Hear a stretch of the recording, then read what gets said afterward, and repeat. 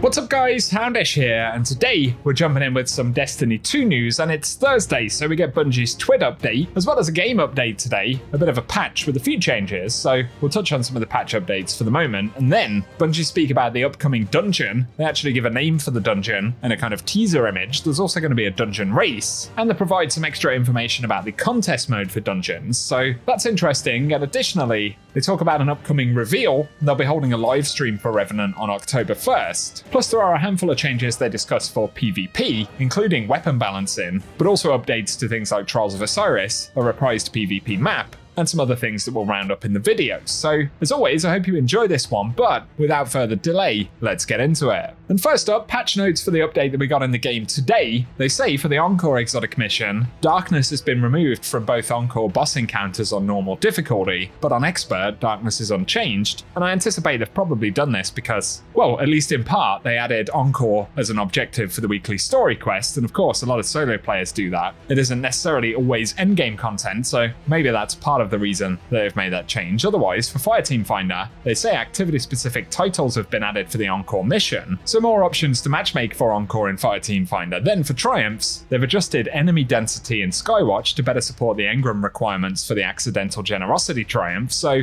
it will be interesting to see whether it's easy to get more engrams dropped with more enemies around. Give us any impressions you have on that once you see the change in game. Otherwise, for Eververse, they've adjusted the visibility of the recommendations tile in the store, so probably trying to sell us more stuff. Otherwise, that's the patch notes for today, and let's get on to the twit. So they announced the VESPER'S host dungeon race, and that is indeed the name for the new dungeon coming for Destiny 2, and they provide a sort of teaser image for it right here. Perhaps there's some lore that some of you guys may know about that might give us more details about what we're looking at, some kind of Vex looking structure by the sounds of it. Cool to get a bit of a tease though, and they say it'll be released on Friday, October 11th. Not only will it be the first dungeon to have contest mode enabled, but there'll also be a dungeon race. So this time they say the first 3 fire teams to finish the dungeon will be crowned winners and rewarded. But for extra details, they say contest mode will be enabled for 48 hours. Normal mode will be available as soon as the first 3 fire teams clear the dungeon, and players will need to be at 1985 power to be at the cap through all of the encounters, so shouldn't be too bad on that front. They point out that players must have the final shape dungeon key and acquire the quest Rogue Network from the Spider in the Last City seasonal hub. So we're going to see the return of the Spider there by the sounds of it for another sort of Fallen themed content drop, I guess, overall. Well, there's a good connection there. And once the final encounter is complete, the fire team must loot the final chest or their finish may not be recorded, and the team's official finish will be recorded when they loot the final chest. So a bit of info both about contest, the general launch, and the dungeon race that Bungie spoke about. Plus they say for players who complete this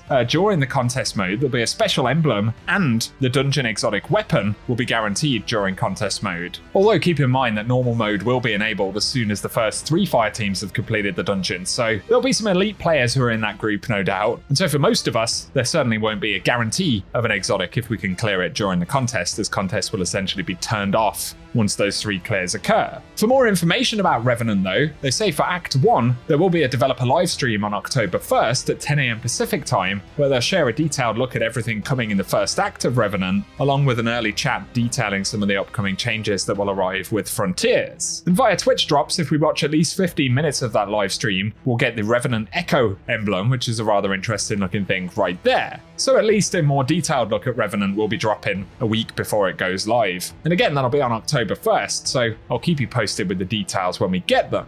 Otherwise though, we get a PvP strike team update, and for a preview of what's coming in Revenant for General Crucible, they say the Solitude PvP map will be revised, or reprised, sorry. On top of that, there'll be updated UI features, including class icons returning, assist messages, so assisted kills will be recognised in the feed, and Tool of Destruction tombstone icons. But also they'll focus on mercy rule changes, lobby balance improvements, and for competitive, there'll be point reward simplification and placement match improvements, as well as tuning to weapons in the sandbox and updates for trials. So to go into a few more details about these, and the reprised map Solitude, they say this updated version has some small changes to geometry and spawn locations to improve map flow, and has been set up to immediately drop in the competitive and 6v6 modes. So let us know if you're looking forward to the return of that map. I'd almost completely forgotten that it once existed. Otherwise though, for the weapon tuning changes, they say most of the changes they're making are about underperforming weapons and are focused around increasing increasing their forgiveness or allowing them to better interact with damage boosts in general.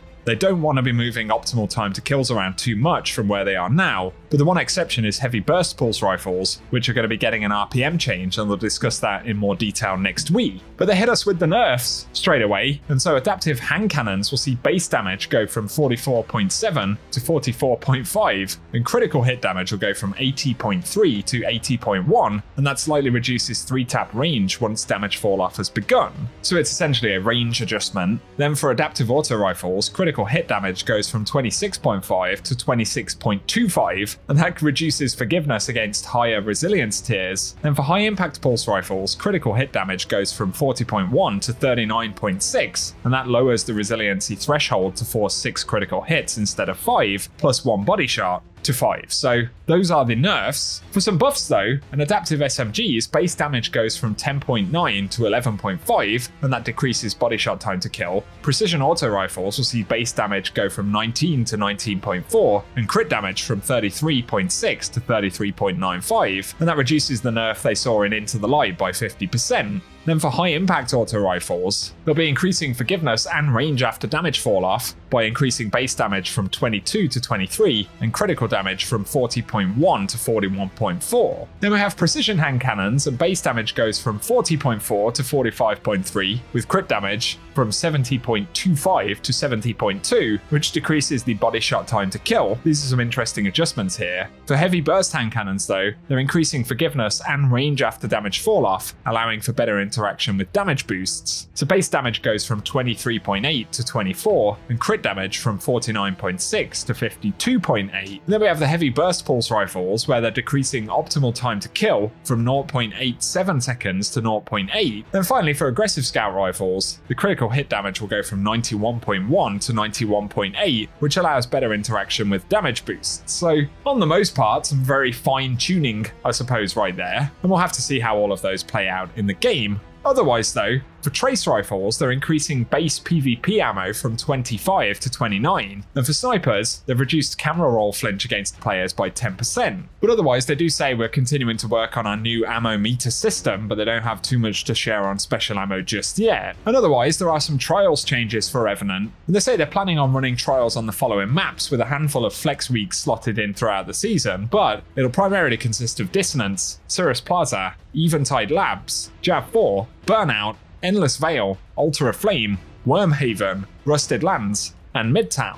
But otherwise for rewards and for Revenant, they'll be introducing a newly buffed, strongly statted heavy burst hand cannon to the loot pool, and that's yesterday's question, which will be alongside a revision of the rocket launcher tomorrow's answer. So for the heavy burst hand cannon, column 3 will be able to roll air trigger, as well as a redacted bonus, so something new in the next episode, plus 4 times the charm, dragonfly, rapid hit, and to the pain, with column 4 able to get desperate measures, Headseeker, Eye of the Storm, Moving Target, Vault Shot, Vorpal Weapon, and Zen Moment. Then, for tomorrow's answer, there will again be some new redacted bonuses in the first trait slot, but otherwise column 3 can get Air Trigger, Danger Zone, Envious Assassin, Impulse Amplifier, and Tracking Module, with column 4 able to get Bait and Switch, Bipod, Chain Reaction, Cluster Bombs, Explosive Light, Frenzy, or Vorpal Weapon. So bit of a preview of some weapon rolls right there for trials stuff. Otherwise, they don't actually speak about any other new rewards that might make their way into trials, so we'll just have to see what we get. But for today, guys, that is the bulk of the TWID. They do go into a few sort of lobby balancing bits of discussion and things like that in the blog post, so if you want more detail from the PvP Strike team, I'll link that down below. Otherwise though, those are the core kind of main bits of the TWID this week, so share any thoughts you have in the comment section. I'll keep you posted next week when we get further reveals, as well as for that main reveal for Revenant, so keep it locked and loaded here on the channel. If you've enjoyed the video, a rating really does help us out as well. But otherwise, thank you for tuning in, and I hope you guys have an awesome day.